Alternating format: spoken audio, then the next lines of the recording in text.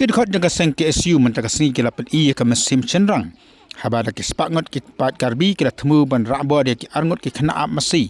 Rengkat rubat arfoteli ki masi kat bagi nang amasi hapok senang Khanduli. Kini ki karbi kila terus ketika Jakarta kejing temu ban pentut ya ke jalan ke pelong hapok Khanduli. Haka bagi pat bak karbi rengkat bak sang kila pelong ya ke jalan haka ketika Jakarta. Banyak keran dia kejang tambol barabo jeng ki pat karbi.